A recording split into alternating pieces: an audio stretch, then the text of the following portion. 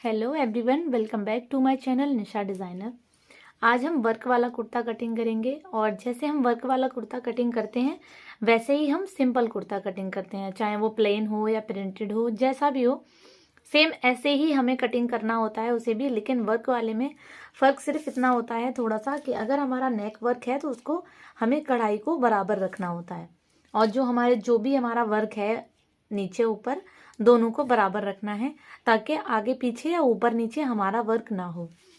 तो आज ये मैं कुर्ता आपको वर्क वाला कटिंग करना बता रही हूँ, लेकिन मेथड हमारा सिंपल कुर्ते का ही रहेगा जैसे हम प्लेन कुर्ता कटिंग करते हैं।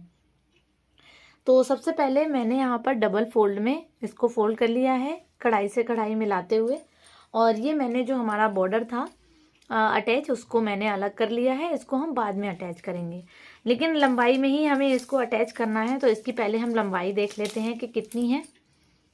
बॉर्डर की लंबाई यहाँ पर आ रही है 3.5 इंच। तो 3.5 में हम आधा इंच सिलाई का ले लेंगे और 3 इंच ही हम माइनस करते हुए कुर्ते की लंबाई लेंगे। वर्क वाले कुर्ते में क्या होता है, हम पहले गले से लंबाई देख लेते हैं कि हमें गले की लंबाई कितनी रखनी है। तो पहले हम एक मार्क कर लेंगे, उसके बाद यहाँ से हम लंबाई रखेंगे। तो हमें गले की लंबाई रखनी है 6 इंच रेडी। तो आधा इंच हम यहाँ पे मार्जिन का लेते हुए 6.5 पर मार्क कर लेंगे और सीधा मार्क कर लेंगे हम इस तरीके से। अब हम यहाँ से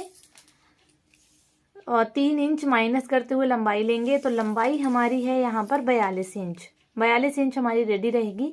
3 इंच माइनस कर लेंगे तो हमें यहाँ पर 39 इंच लंबाई लेनी है। तो यहाँ से हम 39 इंच रखेंगे इस तरीके से। तो जितना हमारी कपड़े की ये जो लंबाई है हमारी पूरी आ रही है तो इसको हम पूरा ही रख लेंगे, ऐसे मार्क कर लेंगे। अब हमारी दामन की जो चौड़ाई है वो है 21 इंच। दामन की चौड़ाई 21 है तो 21 का हम हाफ रखेंगे 10.5। तो जो भी हमारा कुर्ते की जो भी चौड़ाई लंबाई रहती है पहले तो हम उसका 1/4 करते हैं, यानी कि जितना हमारा नाप है और राउंड उसका 1/4 रखेंगे। लेकिन दामन का हमारा रहता है जितना हमारा दामन है उसका हाफ रखेंगे, क्योंकि हम सिंगल में पीस कटिंग कर रहे हैं। तो 21 इंच का हम यहाँ पर हाफ रखेंगे 10.5 इंच। अब आ जाते हैं हम अपने मेन नाप की तरफ। तो यहाँ पर हमारा जो ऑलराउंड चेस्ट का नाप है वो है 38 इंच, यानी कि 38। तो यहाँ पर हम 38 लिख लेते हैं। और हमारी कमर का नाप है 34 इंच। तो यहाँ पर हम 34 मार्क कर लेंगे। और हमारी जो हिप लाइन है उसका नाप है हमारा 42 इंच। 42 इंच यहाँ पर है तो हम यहाँ पर 42 लिख लेते हैं। तीरा रहेगा हमारा 6.5 इंच, यानी 6.5 इंच का यानी डबल करेंगे हम 13 इंच हमारा तीरा रहेगा। और जो हमारी मुड्डे से और हिप लाइन तक जो हम लंबाई रखते हैं जहाँ से हमारे चाक खुलते हैं वो रखेंगे हम 13.5 इंच। तो अब हम यहाँ पर नाप लगा के आपको दिखाएंगे। सबसे पहले हम नाप लगाएंगे तीरे का। तो तीरा हमारा था 13 इंच, तो यहाँ पर हम रखेंगे 6.5 इंच। यहाँ पर एक मार्क लगा लेंगे 6.5 इंच का और इसको आपस में इस तरीके से मिलाते हुए निशान को मार्क कर लेंगे। उसके बाद हम यहाँ पर रखेंगे मुड्डे की लंबाई। मुड्डे की लंबाई हम यहाँ पर रखेंगे 7 इंच और इसको सीधा मार्क कर लेंगे। 7 इंच रखने के बाद यहाँ पर हम अंदर की साइड, जो कि मैं हर कुर्ते में आपको बताती हूँ, अंदर की साइड आधा इंच हमें निशान लगाना है इस तरीके से। और ऊपर वाले जो हमारा तीरे का जो निशान था और जो हमने ये तिरछा निशान लगाया है इसको हम तिरछे में ही ऐसे सीधा मार्क कर लेंगे। अब हम यहाँ पर ये जो हम लंबाई हमने आपको बताई थी जो हमने रखना है 13.5 इंच, वो 13.5 इंच पर निशान लगा लेंगे। अब एक चीज़ का हमें ख़ास ध्यान रखना है, ये जो दो नाप होते हैं इसके बीच का एक नाप रहता है कमर का। तो उसका आइडिया हम कैसे लगाएं? उसका आइडिया, अगर हमारी लंबाई 40 से 42 इंच है तो हम सबसे पहले यहाँ से 14 इंच रखेंगे, जो कि हमारी तीरे की जो लाइन है वहाँ से हम 14 इंच रखेंगे, 14 पर निशान लगाएंगे। ये बहुत ही इजी आइडिया है ये कमर का जो नाप हमारा है इसको रखने का। तो यहाँ से हम 14 इंच रखेंगे। अगर हमारा 44 से 46 इंच लंबाई है कुर्ते की तो हम यहाँ से 15 रखेंगे, 1 इंच हम यहाँ से बढ़ा लेंगे। अगर हमारी कुर्ते की लंबाई कम है, जैसे कि हमारी लंबाई है 38-36, तो हम यहाँ पर 13 इंच पर रखेंगे। ये आपको ख़ास ध्यान रखना है। इसी तरीके से आप यहाँ का बीच का जो नाप है हमारा कमर का उसका आइडिया लगा सकते हैं, क्योंकि ऐसे हमें पता नहीं चलता है हमें कहाँ पर निशान लगाना है। तो इस तरीके से हमारी 40 से 42 यानी कि 42 लंबाई है, तो यहाँ पर हम 14 इंच पर निशान लगा लिया है। अब यहाँ से भी हम 14 इंच पर निशान लगा लेंगे। तो ये आ गया हमारा कमर का निशान। अब आ जाते हैं ये 3 नाप जो हमारे हैं वहाँ। 38 इंच हमारा चेस्ट है, यानी कि 38 का 1/4 हो गया हमारा 9.5 इंच। तो ये हमारे कुर्ते से नाप लिया हुआ है। अगर आप बॉडी से नाप लेते हैं तो हमें इसमें लूजिंग छोड़नी होती है। ये हमने कुर्ते से नाप लिया है, तो जितना हमारा कुर्ता था फिटिंग का हमें एक्यूरेट उतना ही रखना है, इसमें कमियां ज़्यादा नहीं रखना होता है। जो एक्स्ट्रा हमारा मार्जिन रहता है वो तो हमें हर कुर्ते में छोड़ना ही होता है, लेकिन जो लूजिंग होती है बॉडी से नाप लेते हैं। अगर हम बॉडी से जितना हमने नाप लिया है उतना कुर्ते की फिटिंग रखेंगे तो वो नहीं आएगा फिट, उसमें हमें लूजिंग छोड़नी होती है फिटिंग के अकॉर्डिंग, 1 इंच की, 1.5 इंच की, 2 इंच की। तो यहाँ पर हमने कुर्ते से नापा है तो जितना हमारा कुर्ते का है उतना ही रखेंगे। तो 38 का 1/4 हो गया 9.5 इंच, तो हम यहाँ पर 9.5 इंच पर निशान लगाएंगे। और जो बीच की कमर का हमारा निशान है वो है 34 इंच, तो 34 का हमारा हो गया 8.5 इंच, 1/4, तो 8.5 इंच पर निशान लगाएंगे। और ये हमारा 42 इंच है हिप लाइन, तो उसका हो गया हमारा 10.5 इंच, तो हम यहाँ पर 10.5 पर निशान लगा लेंगे। तो ये तीनों निशान हमारे यहाँ पर लग गए हैं। अब इन तीनों निशानों को आपस में स्केल की मदद से इस तरीके से मिला लेंगे।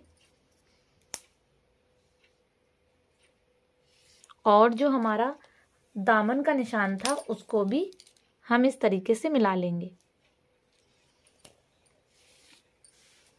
ऐसे। अब ये तीनों निशान हमारे लगकर कंप्लीट हो गए हैं, आपस में भी हमने मिला लिए हैं। अब उसके बाद बारी आती है मार्जिन की। मार्जिन यहाँ पे कम या ज़्यादा जितना आप चाहें उतना रख सकते हैं। मैं यहाँ पर 2 इंच का मार्जिन रखूंगी। और ये 2 निशानों पर तो हम 2 इंच का मार्जिन रखेंगे, लेकिन जो बारी आती है हिप लाइन की तो यहाँ पर हम 1.5 इंच का रखते हैं, क्योंकि यहीं से हमारे ये चाक फोल्ड होते हैं तो ज़्यादा कपड़ा ठीक नहीं रहता है। इससे हमें 1.5 इंच का ही हम निशान लगाएंगे और इन निशानों को भी आपस में मिला लेंगे। अब यहाँ से ये हमारा फिटिंग का निशान हो गया। अब हम यहाँ से आर्म होल की गुलाई देंगे। गुलाई हम अंदर वाली लाइन से देंगे इस तरीके से। फ्री हैंड करके आप दे सकते हो, अगर आप निशान लगा कर भी गुलाई देना चाहें तो दे सकते हैं। आप यहाँ से 1 इंच की जो हमारी ये पॉइंट वाला जो निशान है यहाँ से हम बाहर की साइड 1 इंच रखेंगे। 1 इंच निशान लगाने के बाद हम वैसे भी गुलाई दे सकते हैं और फ्री हैंड भी दे सकते हैं।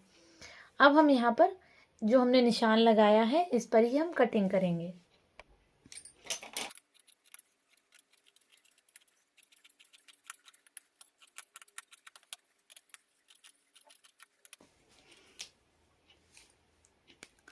तो इस तरीके से हमने फ्रंट साइड को कटिंग कर लिया है। अब हम बैक साइड को बिछाएंगे। यहाँ पर मैंने बैक साइड को डबल में इस तरीके से फोल्ड कर लिया है। जितनी हमें ज़रूरत थी हमने उतना ही बैक साइड के कपड़े को फोल्ड किया है। उसके बाद मैंने यहाँ पर फ्रंट साइड को रख लिया है इसके ऊपर। अब यहाँ का जो हमें निशान लगाना है वो निशान मैं आपको दिखाती हूँ।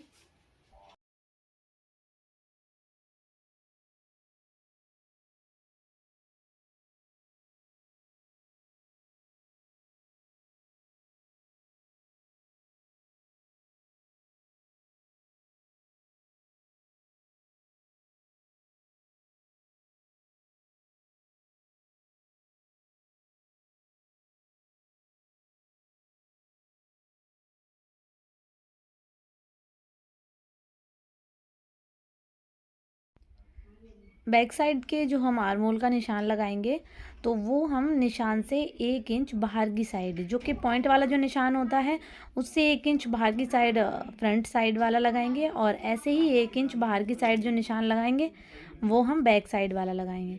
अब बारी आती है ऊपर की, तो तीरे के जो बराबर से जो हमने निशान लगाया था वहाँ पे भी हमें 1 इंच से पौना इंच तक हमें निशान लगाना है, जो कि हमें बैक साइड बड़ा काटना है। और इसको भी हम इस तरीके से गुलाई दे देंगे। अब ये निशान लगाने के बाद हम इन्हीं निशानों पर कटिंग कर लेंगे बैक साइड की।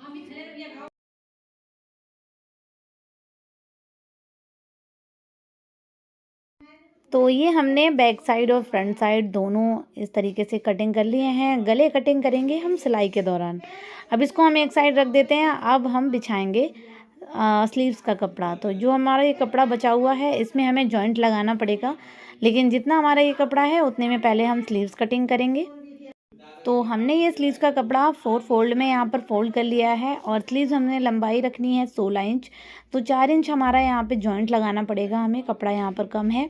तो यहाँ पर हम मोहरी का निशान लगा लेंगे 6 इंच, और नीचे की साइड हमें मोहरी रखनी है 5 इंच। अब जो हमने ऊपर की साइड निशान लगाया है वहाँ से 3 इंच नीचे की साइड डाउन करेंगे, वहाँ से निशान लगाएंगे, और यहाँ से हम शोल्डर का निशान लगाएंगे 8 इंच, और 1.5 इंच का हम मार्जिन छोड़ देंगे। अब हम यहाँ से फ्री हैंड में ही ऐसे गुलाई दे देंगे, और नीचे की साइड वाला जो हमारा निशान है वो ऊपर के निशान से मिला देंगे, और मार्जिन भी हम यहाँ पर 2 इंच रखेंगे। जॉइंट लगाने की हमें इसमें ज़रूरत नहीं है, सिर्फ नीचे ही हमें जॉइंट लगाना पड़ेगा।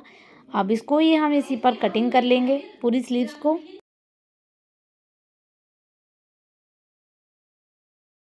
तो स्लीव्स कटिंग करने के बाद अब हमारा जो फ्रंट साइड है उसको हम छाँट लेंगे इस तरीके से। सिर्फ 2 पीस उठा के छाँटेंगे इस तरीके से, और ये हमारी स्लीव्स कट गई है। अब हम नीचे जॉइंट लगाएंगे, वो बताएंगे हम आपको सिलाई के दौरान, और लेस भी लगाएंगे हम इसमें जॉइंट पे। तो ये कुर्ते की कटिंग हो गई है मेरी कंप्लीट। बहुत ही इजी तरीका आज मैंने इस वीडियो में आपको बताया है।